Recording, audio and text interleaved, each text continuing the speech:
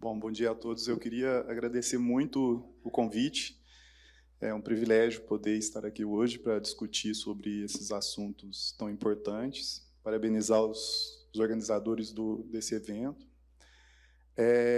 Bom, nessa primeira apresentação eu vou falar de lombalgia crônica, uma visão mais da neurocirurgia funcional. Eu sei que tem muitos profissionais aqui que não são médicos, e eu tentei aqui falar alguma coisa também do que a gente pensa do ponto de vista de tratamento não medicamentoso ou não intervencionista também. Lembrar dos tipos de dor, a gente divide a dor em 3 tipos: nociceptiva, neuropática e nociplástica. Isso é importante porque isso vai definir o tratamento, e a lombalgia a gente tem muitas vezes os 3 tipos de dor ocorrendo simultaneamente. Lembrar do conceito de dor mista, né, isso que eu falei. Esse é um estudo interessante de pacientes com esclerose múltipla, foram acompanhados durante 3 meses, e na visita, 3 meses após, alguns pacientes eles migravam de dor, né, então deixavam de ter um tipo de dor mais predominante no quadro, migrava, e outros deixavam de ter dor. Esse conceito de dor mista é importante na lombalgia, porque a gente muitas vezes vai ter os 3 tipos de dor, e principalmente nessas condições. E o que é lombalgia, então? O que é definido de lombalgia é a dor que acontece entre o último gradil costal e a prega glútea. Ela é considerada aguda em menos de 3 semanas, e até 90% das vezes, com, sem ou apesar do tratamento, ela vai ter uma melhora em 8 semanas. Isso é importante também, e da não necessidade de se realizar exames. Dor crônica é considerada uma dor acima de 3 meses ou uma dor acima de metade dos dias em 6 meses de acompanhamento. 80% da população terá lombalgia em algum momento de vida, então é muito interessante saber que a grande maioria das pessoas que estão aqui vão ter lombalgia ou já tiveram. De quem procura a atenção básica por causa de dor, aliás, 20% das pessoas que procuram a atenção básica são por causa de dor, e dessas pessoas, quase que metade é por causa da lombalgia. Isso já foi falado, né? Então, a maioria das vezes, a dor é idiopática. Isso é um termo bonito que a gente usa para falar que a gente não sabe a causa. Dos 10% restantes, até metade, isso dependendo da avaliação, vai ser neuropática. Isso é interessante porque, quando a gente vai ver na realidade, isso eu vou falar daqui a pouco, a dor radicular pura ela é muito rara. Mas, às vezes, a lombalgia axial é considerada tendo um componente neuropático. É a principal causa de dor oncológica, o maior motivo de consultas em clínicas de dor e a maior causa de afastamentos por dor, e nas mulheres é a maior causa de perda de anos de vida por incapacidade. Nos homens só perde para a doença cardiovascular. Bom, já falei muita coisa de por que é tão relevante, né? E agora um pouco de por que a dor cronifica. Isso já foi falado, eu acho que isso tem vários fatores. Existem fatores mais óbvios, né? Que é sobrepeso, doença psiquiátrica, o grau de incapacidade que o paciente se apresenta, mas uma coisa muito interessante que vem sendo mostrada é o paciente ter convênio. E isso não é estudo brasileiro, é estudo americano, e aí a evolução para a lombalgia crônica nesse estudo foi em torno de 30% a 60%. Esse é um outro estudo interessante, que são de estruturas de saúde básicas dos Estados Unidos, mais de 5.000 pacientes, que nas 3 semanas de tratamento inicial, no mínimo uma recomendação foi feita fora das diretrizes, e isso é muito interessante, porque o Rodrigo falou muito isso. Não é a primeira vez que eu vejo o Rodrigo falar disso, e a gente vê que, na prática, tudo é feito muito fora de diretriz, né? E o que é fora de diretrizes, o que foi considerado para eles foi uso de opioide, benzodiazepínico, corticoide sistêmico. Isso é uma coisa que é feita repetidamente em diversos... não que existe uma contraindicação absoluta, mas não existe indicação de regimes seriados de corticoides sistêmicos. encaminhamento sem necessidade. Então, por mais que você não seja especialista em coluna, qualquer que seja a sua profissão ao lidar com o paciente, você tem que ter uma noção básica de quando que você vai precisar ou não, porque isso não é um problema só do Brasil, mas a nossa medicina ela é uma cópia da medicina americana, que é muito focada na atenção especializada, né? Então, a gente foca pouco em prevenção e na atenção básica de saúde também. Esse é um estudo interessante, muito citado, que pacientes menores com menos de 60 anos, existe uma incidência muito alta de alteração de imagem sem alteração clínica, e isso é muito difícil, às vezes, de explicar para o paciente. O paciente acha que ele tem uma alteração no exame e isso é um problema e isso tem que ser tratado, né? É interessante pensar que doenças mais graves, como estenose, ela geralmente vai dar sintoma. Agora, degeneração de disco, disco preto, alteração de disco, mais da metade dos pacientes aqui tiveram e não tinham sintoma nenhum.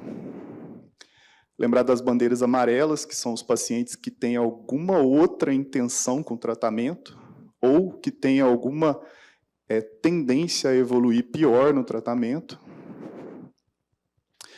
Isso é interessante, os sinais de Waddell, que são sugestivos de um componente não orgânico da dor, mesmo que tenha alguma alteração de imagem. E são esses 5 sinais, e isso é bem simples de você fazer na história ou no exame físico. Então, se o paciente tiver uma distribuição não anatômica, uma dor à rotação axial inteira, né, uma dor à pressão do vértex, ausência de dor na elevação do membro, você começa a conversar com o paciente, distrai o paciente, eleva o membro, ele não sente dor, ou reação exacerbada e desproporcional, a gente tem uma correlação com até 2 sinais desses com uma causa provável e mais de 3, um componente não orgânico confirmado. Então, isso é muito... a gente pode usar isso muito como uma triagem para saber se o paciente, além de um componente orgânico, tem um componente não orgânico também. A gente divide o paciente em síndromes, a lombalgia em síndromes. É óbvio que muitas vezes elas não acontecem isoladamente, mas isso é uma forma mais fácil de sistematizar o tratamento e decidir quais são as intervenções que a gente vai fazer. Eu vou falar um pouquinho de cada uma, mas só para mostrar que a dor na lombalgia crônica, a dor discogênica é a mais comum, e a dor sacroiliaca é muito negligenciada, mas ela é comum também. Eu vou falar de cada uma, eu acho que fica mais fácil.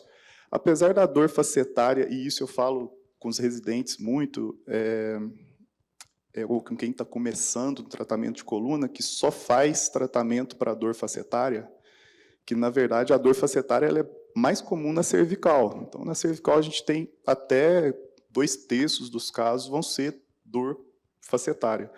E da dor torácica, em torno de até aí, quase metade. Agora, na dor lombar, isso gira em torno de 15% a 45%. Esses são os territórios de dor referida. E tem diversos estudos mostrando isso. Mas a dor facetária, então, ela não é nem a dor mais comum na lombalgia crônica. Então, a gente sempre tem que ter em mente as outras causas de dor lombar. A dor discogênica, ela tem uma prevalência na lombalgia, em geral, em torno de 7% a 25%, mas na lombalgia crônica, ela aumenta e até 39% de prevalência. Lembrar das alterações discais, então a dor discogênica está muito relacionada à alteração do MODIC, né, que seriam essas alterações discais e nos corpos vertebrais. Isso vai chamar a atenção para a gente se o paciente pode ter ou não um componente de dor discogênica. A dor radicular, como eu disse, ela é muito pouco prevalente, então tudo que a gente acha que é dor radicular é uma dor pseudoradicular, e aí é muito importante, a dor tem que seguir o dermátomo, e lembrar que também dermátomo pode ser sobreposto, então nem sempre no paciente é bonito como na figura, mas se tiver uma dor mais sem característica, pegando dermátomos que não correspondem à alteração no exame, a gente já vai suspeitar que é uma dor referida por outra causa. A dor sacroiliaca, ela tem uma prevalência em torno de 13% a 30%, mas quando o paciente tem fusão, isso aumenta um pouco, e é como se fosse a doença do nível adjacente para baixo, que é a próxima articulação que a gente tem, que vai sofrer após a fusão, uma sobrecarga. O padrão de dor referido, às vezes, da sacroiliaca pode simular uma radiculopatia, tá? E o paciente pode ter até dor no pé, então isso é importante também. Várias estruturas envolvidas, então não só articulação, ligamento, músculo, tem várias coisas, pode ter dor miofacial nessa região, então. E os testes, eles têm uma predição muito alta de você detectar e suspeitar da dor sacroiliaca. Então, se você fizer os testes do finger point, que o paciente aponta o local da dor, compressão, distração da região da sacroiliaca, você tem uma chance muito alta de acertar o seu diagnóstico e aí você partir para um procedimento de intervenção que vai corroborar esse diagnóstico e tratar também. A síndrome pós-laminectomia, isso também é importante, porque a gente vê muita gente infiltrando pacientes artrodesados na faceta. E a incidência de dor facetária em paciente com instrumentação, ela cai muito. A não ser que seja em níveis adjacentes, mas no nível... e aí você tem um aumento da dor sacroiliaca e a fibrose epidural, que é algo que a gente trata muito como neurocirurgião funcional, porque a gente já recebe muitos pacientes com cirurgias prévias, e isso é muito comum na nossa rotina. A fibrose epidural ela é mais comum nos níveis L4 e L5, porque também as patologias são mais comuns aqui e as cirurgias realizadas também. O diagnóstico na ressonância, a gente consegue detectar fibrose só acima de 3 milímetros. Então, fibroses menores você não detecta na ressonância, teria que ter uma outra forma de diagnosticar, e aí vem os epidurogramas, que é uma rotina muito... a gente faz muito, eu trouxe alguns exemplos depois, vocês vão ver como que é interessante fazer o epidurograma, que vai ajudar na nossa estratégia de tratamento.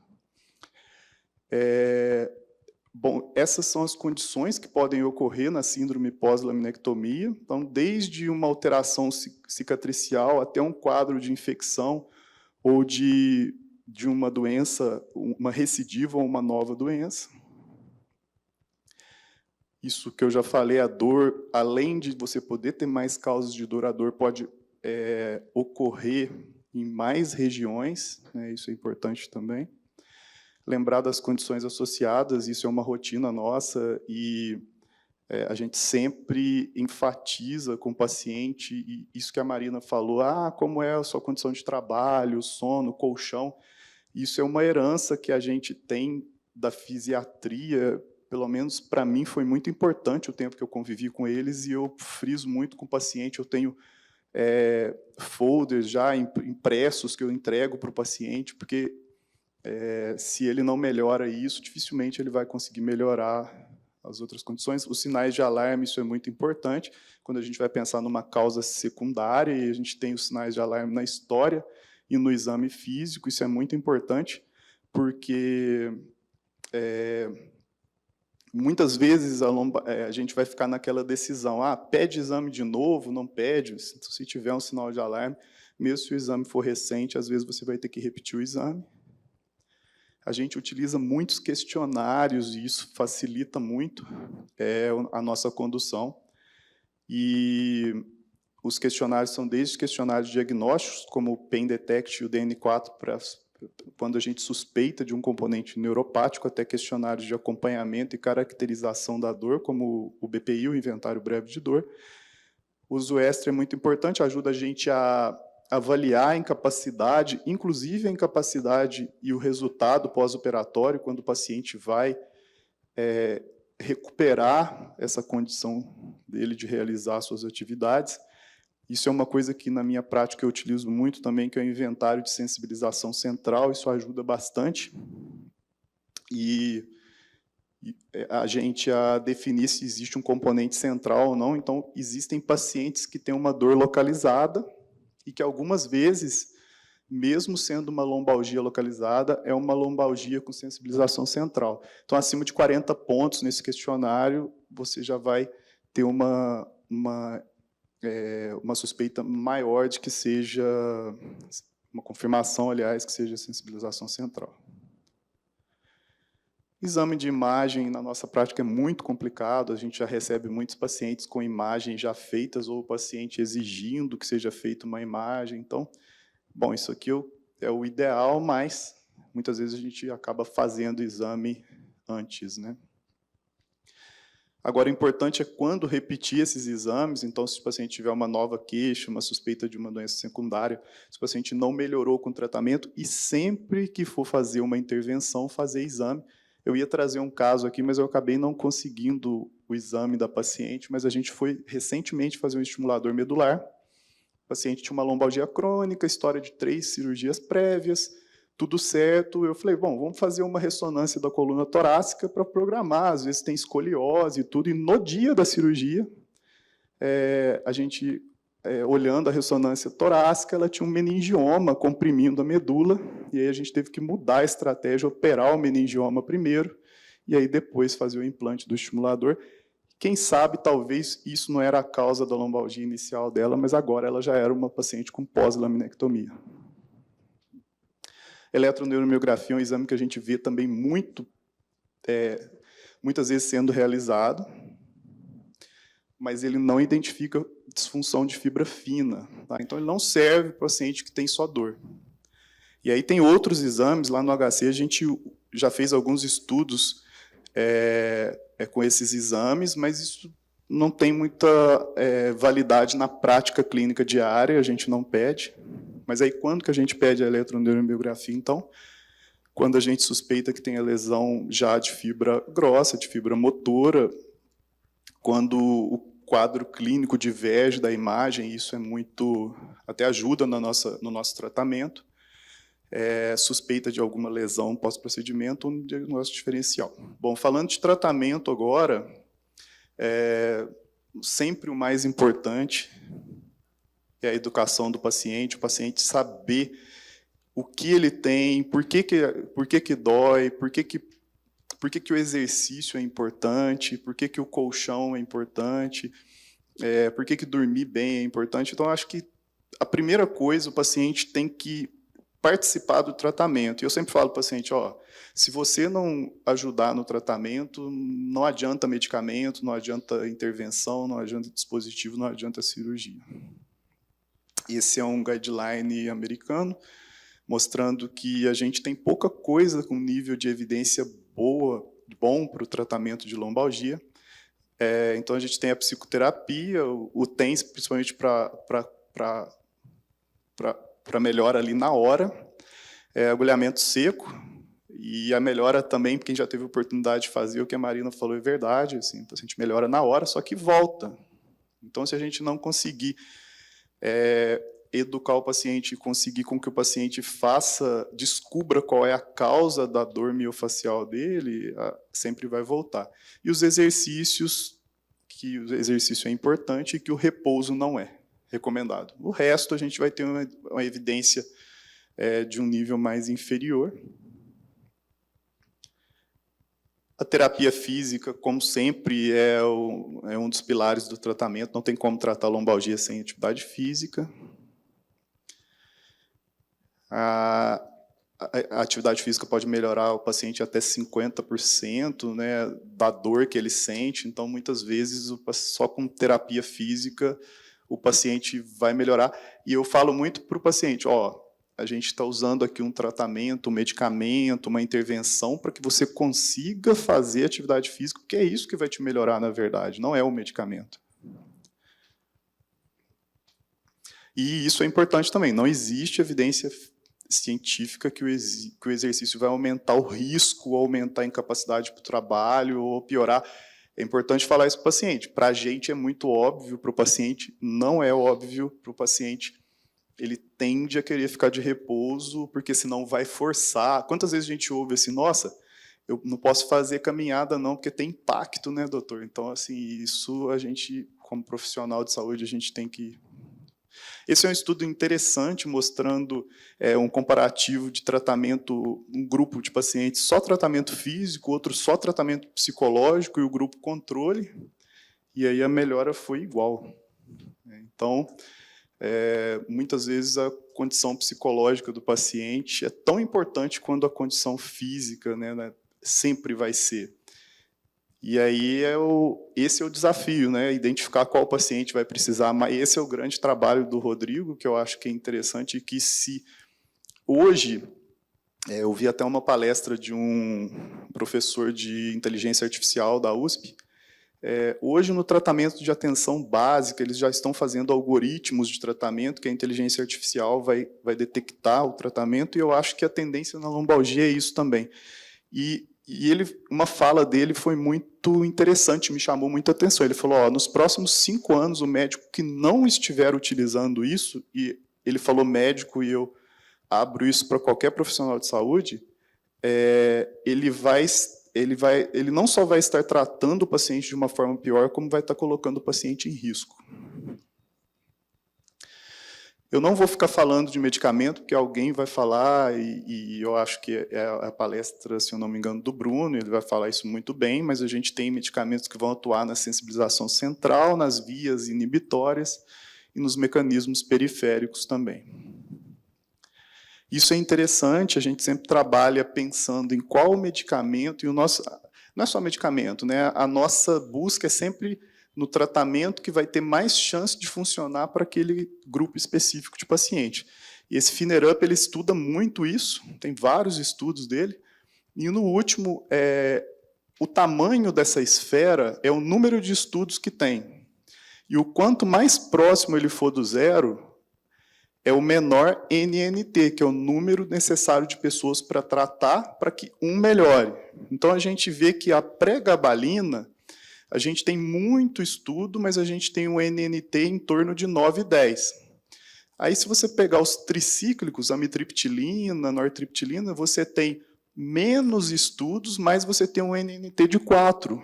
Então, você precisa tratar 4 para um melhorar. Por que tem menos estudo da amitriptilina? Porque tem menos incentivo da indústria. Basicamente é isso.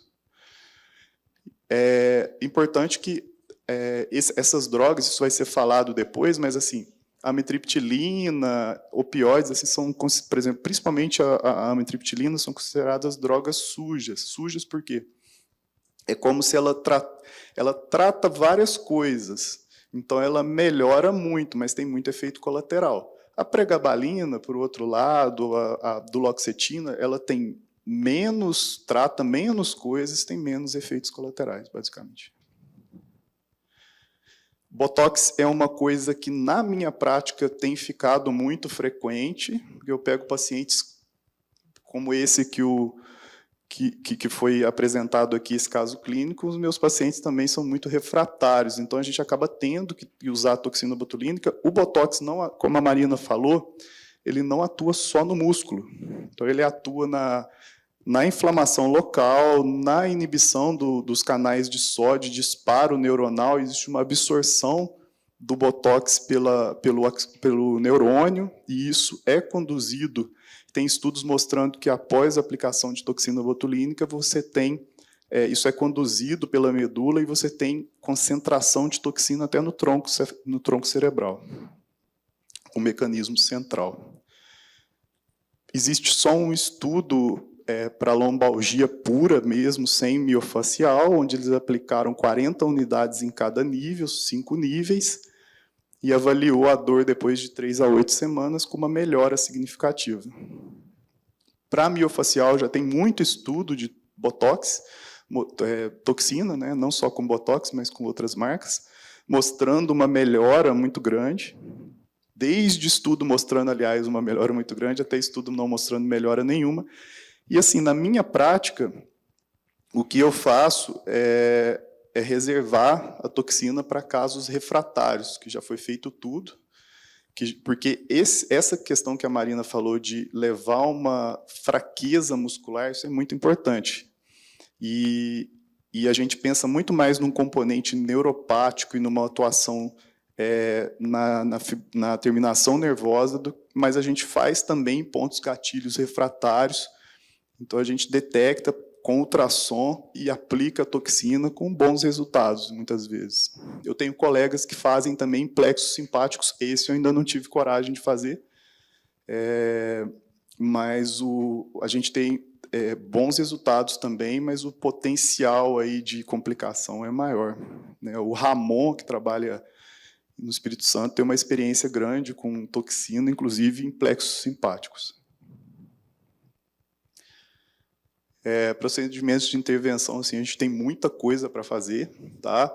Desde procedimento ablativo, modulatório, as cirurgias, e hoje a medicina regenerativa, quando a gente vai num congresso fora do país, assim, é incrível, assim, metade do congresso já é sobre regenerativa. Então, isso veio para ficar, e no Brasil a gente tem muita dificuldade ainda por diversas questões, mas principalmente em custo, né? A gente sempre sistematiza o tratamento e tenta sempre fazer uma intervenção isolada na nossa maior suspeita clínica. Então, se a gente pensa em dor discogênica, ou se a gente pensa em fibrose ou dor sacroiliacofacetária, a gente tem que começar fazendo o tratamento naquilo. Então, não adianta eu pegar um paciente com lombalgia crônica, infiltrar tudo. Eu já ouvi assim, colega falar assim, vai fazer o tudão aí, que seria o quê? Infiltra faceta sacroiliaca, plexo simpático. Se você está pensando numa intervenção e para ter um diagnóstico, isso não é muito... É diferente de um paciente que já tem um diagnóstico. Eu faço, às vezes, intervenções múltiplas num paciente que já tem diagnóstico pós-laminectomia, fibrose epidural. Eu planejo aqui um estimulador medular, já fiz sacroiliaca, não melhorou, já pensei em... E aí, às vezes, eu associo várias coisas, simpático e tudo, mas o ideal é você fazer de uma forma sistematizada. Então, primeiro, o bloqueio de faceta, né? Não vou ficar falando de dose, assim, né? Quem tiver interesse pode até tirar uma foto, mas lembrando que a radiofrequência a gente tem que tangenciar o alvo, não adianta você colocar a agulha em cima do nervo, porque na agulha da radiofrequência, a auréola de radiofrequência ela vai ser paralela à agulha e não na frente da agulha. Então, você tem que posicionar desse jeito. Isso é um erro muito frequente de se fazer. Por que o paciente não tem resultado pós-radiofrequência de faceta? Na sacroiliaca, a gente faz um bloqueio, então, lembrar que tem que usar pouco contraste e pouco anestésico. O volume total da sacroiliaca é em torno de 1,5, 2 ml, não cabe mais que isso. E aí, às vezes, a pessoa, se a gente, sem querer, injeta 1,5 de contraste, depois você não vai conseguir injetar anestésico mais. A radiofrequência é feita nos ramos que saem dos forames sacrais em direção à sacroiliaca. Lembrar que tem um ramo dorsal de L5 que também precisa ser feita a radiofrequência, senão o paciente não vai ter uma melhora significativa. Às vezes, o paciente tem uma sacroiliaca menor, você consegue, com menos agulhas, com menos pontos, fazer a radiofrequência e também a lesão térmica. Mas, basicamente, é S1, S2, S3 e o ramo dorsal de L5. Procedimentos discais, eu não sei se alguém aqui, na minha prática, eu tenho muita dificuldade, o convênio não autoriza, o meu grande volume de pacientes é de convênio, então eu não consigo fazer discografia, mal a gente está conseguindo fazer bloqueio. Então eu faço muito discobloque, eu injeto anestésico no disco para testar se a dor vem do disco ou não. E aí, se eu conseguir uma melhora com bloqueio do disco, aí eu vou fazer um procedimento de intervenção no disco. A radiofrequência a gente só pode fazer no ânulo fibroso, a gente não faz radiofrequência no núcleo pulposo, que você pode piorar a degeneração do disco. Não fazer radiofrequência convencional se tiver MODIC, tá? Então, quando tem MODIC, a radiofrequência feita deve ser a pulsada, que ela é mais modulatória e menos lesional. Aí lembrar que tanto o bloqueio quanto a radiofrequência pulsada do gânglio dorsal da raiz de L2 pode ter um componente muito eficaz na dor discogênica desses discos inferiores a L2, porque a L2 ela inerva, os discos não são inervados diretamente, então esse gânglio dorsal inerva a maioria dos ramos que vão para os discos inferiores a esse nível. Bom, injeção epidural é uma coisa que eu faço muito, tenho feito cada vez mais.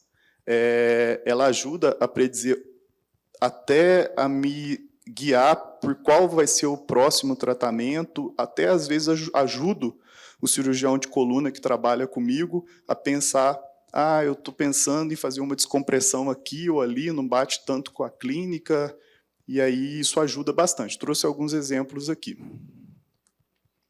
Bom, esse é um caso, então, de uma paciente que tem uma falha de enchimento. Então, a gente introduz uma agulha no hiato sacral, faz um epidurograma, que é uma injeção de em torno de 20 a 40 ml de contraste, e esse contraste sobe, formando uma árvore, que seriam as raízes, desde as raízes sacrais até as raízes mais altas. A gente vai ver um epidurograma mais completo aqui.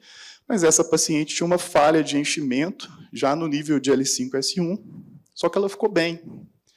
E aí foi feito só um segmento clínico. Essa outra paciente já era uma pós-laminectomia também, e ela tinha uma falha parcial no forame esquerdo de L5-S1.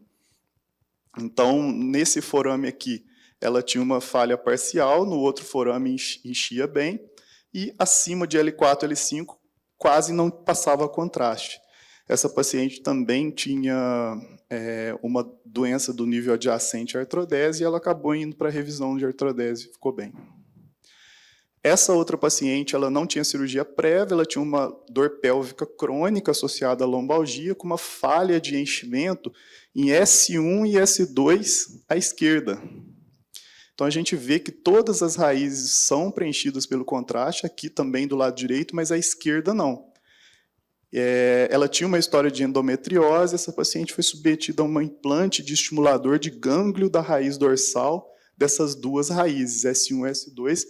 Atualmente, essa paciente está sem medicamento. Era uma paciente que usava metadona, uma paciente refratária ao tratamento. E essa é uma das poucas pacientes que eu tenho que só usa estimulação, não usa medicamento e está sem dor.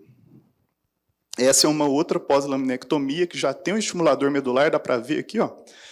E esse estimulador dela melhorou somente a lombalgia, não fui eu que implantei, mas foi feita até uma revisão e isso não melhorava a radiculopatia. Foi feito esse epidurograma e ela tinha uma obstrução em todo o lado esquerdo de enchimento, mas principalmente L5, S1 e S1. E aí foi optado por uma associação de implante de gânglio da raiz dorsal de L5 e de S1. Até interessante nessa cirurgia, quando eu fui fazer, eu não consegui introduzir a agulha no forame, eu tive que fazer uma abertura do forame de S1, parece que ela tem uma estenose congênita do forame que não tinha sido detectada em exames prévios e acabou sendo submetida a várias cirurgias. A gente faz simpático lombar, principalmente se o paciente tiver radiculopatias múltiplas crônicas ou um paciente com estenose que não pode operar, não tem condição cirúrgica. Isso ajuda muito no controle da dor lombar e da dor em membros inferiores. O tratamento cirúrgico provavelmente vai ser falado aqui com mais propriedade, mas eu indico e acabo mandando para o cirurgião de coluna pacientes que têm estenose sintomática, com déficit. Se é cone ou caldequino, eu já peço para ir para o pronto-socorro direto. Pacientes com pós-laminectomia é muito difícil. Eu tenho alguns casos que, por exemplo, eu tive um pós-laminectomia que melhorou com tratamento de sacroiliaca, infiltração em radiofrequência, mas grande parte desses pacientes eles vão precisar de estimulação medular. Essa fail back pain ou pós-laminectomia está sendo proposto uma mudança de nome, porque a gente chama de pós-laminectomia alguém que talvez nem tenha operado. Então, hoje, uma denominação mais recente é síndrome da dor espinhal persistente, tipo 1 sem cirurgia prévia e tipo 2 com cirurgia prévia. Tá? Isso é um termo novo proposto pelo Peterson em 2021, mas não pegou ainda não, porque assim, a gente tem muitos estudos falando da pós-laminectomia, mas é até difícil falar para o paciente, assim, o paciente tem uma lombalgia crônica, como se você falasse, você tem uma síndrome de falha de instrumentação após laminectomia, sendo que às vezes ele nem operou, ou talvez ele não fez laminectomia, né? Então é um termo ruim aí, que já foi cunhado, já está, mas que precisa ser, realmente, é uma proposta interessante. Estimulador medular, a gente vai falar em outra conversa aqui, e gânglio da raiz dorsal também vai ser falado em outra apresentação. Estimulações mais altas e centrais, a gente tem algumas em estudo, tanto invasiva quanto não invasiva, TMS, estimulação do córtex pré-frontal, DBS, estimulação do nervo vago. Assim, o ponto em comum é que todas elas ainda estão em ambiente muito de estudo, então a gente tem que ter que tomar cuidado. Por exemplo, lá na USP a gente faz muita coisa em relação a isso, vários estudos, né, Marina, estudos ainda em andamento para tratar lombalgia, com estimulação central e tudo, mas isso ainda não faz muito parte da prática clínica mesmo.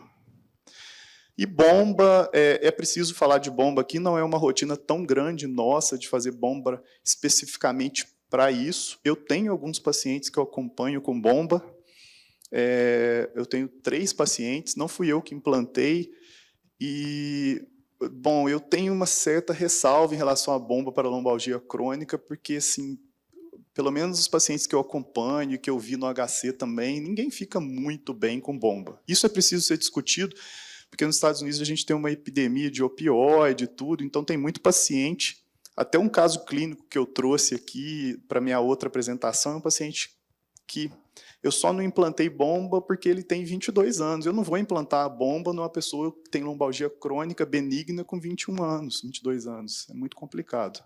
Mas isso está nos guidelines, tá? Não é um erro fazer, o paciente que for refratário pode ser feito. O problema é que no Brasil a gente não tem o Ziconotide, que é uma medicação extraída do veneno do caramujo, eu esqueci o nome do caramujo, mas um caramujo, e ela tem uma eficácia muito grande para radiculopatia e dor neuropática crônica. Então, se tivesse essa medicação no Brasil, talvez o implante de bomba para lombalgia e dor radicular seria mais interessante. Mas com morfina e as medicações que a gente tem atualmente, é muito complicado bomba para isso. E era isso que eu tinha para falar. Muito obrigado.